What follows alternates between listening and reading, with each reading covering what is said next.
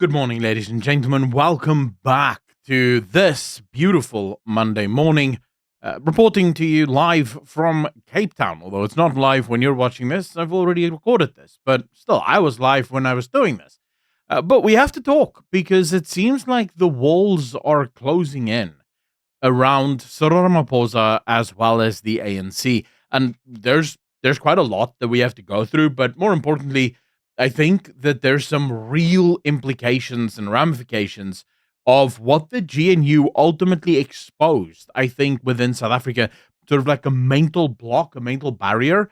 Now, in order to understand what is happening, you sort of have to understand a more sort of underlying trend of anger and frustration within South Africa. When you have, for example, members of the ANC Youth League being appointed to boards of the Gauteng hospital associations and Gauteng hospitals specifically, where they get paid literally for showing up. You have an economy that is growing at 0.9%, which is actually negative growth when you factor in population growth. This is a decline from the meager and measly 1.9% under Jacob Zuma, which is obviously not good. You have further complications from corruption with Minister Mukuna now being sort of accused of being criminal number 2, although I think 2 is probably the better bet because I think Ramaphosa is actually criminal number 1. We'll talk about all of that and more, but this is, for example, stuff that's happening. Now, I won't play this video because it's in a language that I don't understand, but I'll trust that Newsroom Africa did actually do their translations correctly. But effectively, Mukunu says the following. He says, the ANC appointed black generals in the police. They must not trample on that opportunity which was presented by the ANC. Effectively, ladies and gentlemen, the inquiry into General Humkwanazi's report and into the allegations that was made, the ANC is doing everything in their power to signal to South Africans that this will not be taken seriously. For example, Mukunu has not been removed from the ANC. He still serves in his position of power within the ANC.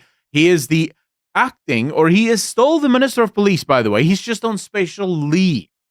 Special leave means he still gets all of his cars, still gets all of his homes, still gets his salary, still gets everything. We're just paying for it now, and he's on special leave of doing other things with his time. You have a country that is on the verge of destruction, and the only thing, by the way, that is actually saving us is I was watching this report earlier today by David Bates, who is a professor at the King's College in London, specifically in wartime studies.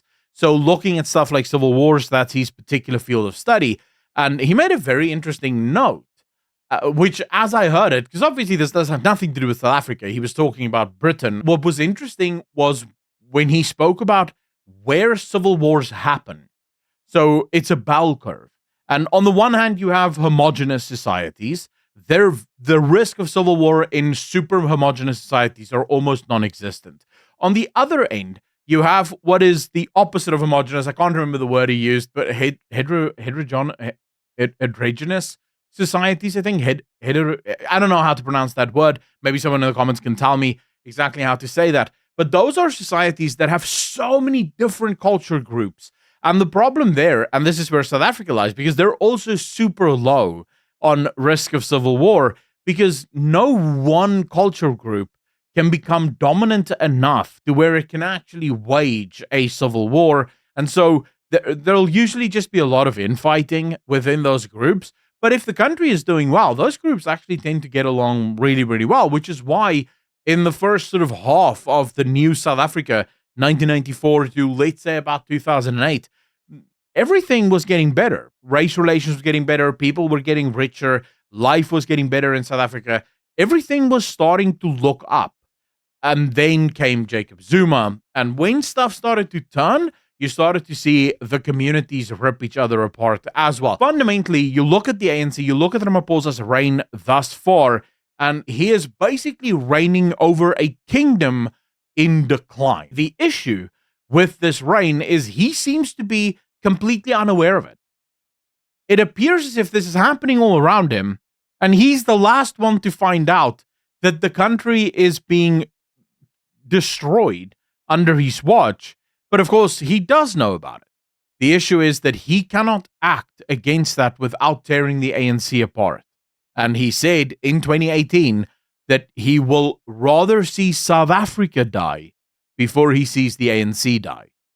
He is not interested in tearing the ANC apart because that is the party that it's his party. He sees himself as the great savior of that party. And so we are fundamentally in this position now where I think the ANC is one push away from completely enacting what we would refer to as a dictatorship.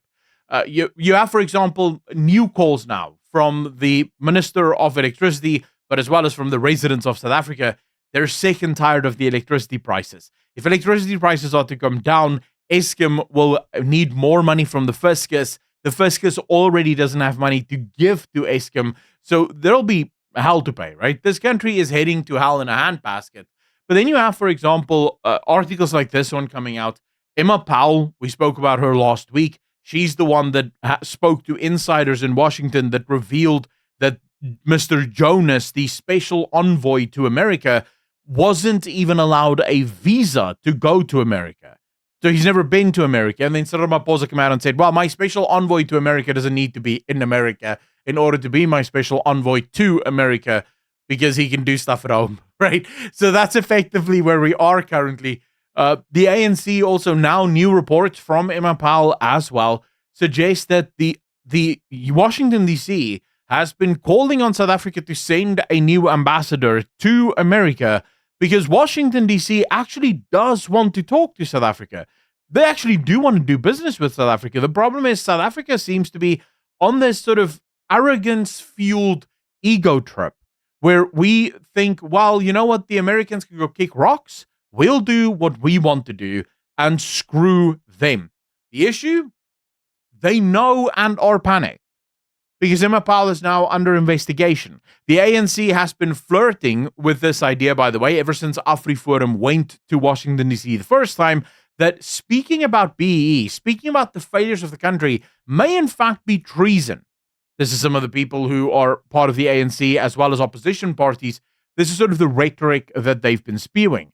That if you say to other countries how bad your own government is at running the country, then you are a traitor to the nation, which is insane, but that is where we are. You have reports like this, for example, where you have literal reports from inquiries that I almost wanted to say a bad word here. Ramaphosa wanted to or initiated. Those reports have been sitting on his desk for up to 3 years. Specifically, the report that was done after the uprisings in KwaZulu-Natal that gave an official report, and a pretty good one, at all of the ways in which the police services have to be strengthened in order to ensure that something like this doesn't happen again. And here we are, nothing's happened. He's done nothing with all of that. But coup fears linger. South Africa might have a coup, might not have a coup. We don't know, because the Minister of Security and Intelligence says there was a coup attempt, but no coup actually now because we were on top of that one. But then you have other people in the ANC saying that they're tracking a coup currently happening. And you're just like, wait, what the hell is the truth? Is there a coup? Isn't there a coup? And in my opinion, this is what happens when governments have their backs against the wall. When governments run into a situation where they can no longer blame the failings of the nation on someone else. When a president comes sort of reaches the end of his rope, the end of his intellectual faculty, and realizes that from this moment forward, there is only decline because he's run out of other people's money. South Africa doesn't have any more money to spend. He's run out of friends because of their asinine approach to foreign policy. The ANC is a country, is a government governing on a time bomb.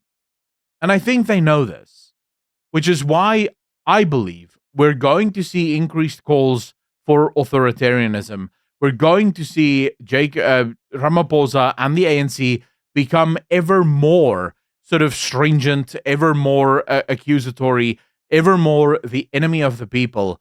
Because I don't believe that the ANC will ever allow themselves to be replaced in government, and that was the problem with the GNU. You see, the GNU presented South Africans for the first time ever with an alternative. I believe many South Africans were sort of hesitant at voting for anyone other than the ANC because they were afraid that should the ANC lose power, apartheid might come back. People might bring back the oppression of the past. But now that the GNU is in play, they're finally realizing that, wait, it's not that bad, actually. Nothing's really happened. Nothing's really been destroyed. Yes, the country's going to hell in a handbasket, but luckily, most people appear to be blaming the ANC for the country going downhill. And so people might actually now be interested in voting for someone else. The problem the ANC sits with is how? If they lose power, all of them go to jail. Whichever government comes in next, unless it's the EFF or the MK, who are just as corrupt as the ANC and will probably just pick up where they left off. If it's the DA will lock up the entire management and leadership team of the ANC because immediate investigations will be started into every single one of them. They're aware of this. The last thing they can afford is to lose power in this nation. And that's where we are now. I genuinely believe that we're going to start seeing ever more growing fears of authoritarianism, ever more growing calls for silencing opposition. It's going to get scary, ladies and gentlemen. But let me know in the comment section down below. How do you feel about this? Do you agree, disagree? As always, hit the like if you liked it, if you didn't. And I'll see all of you in the next one. A peace.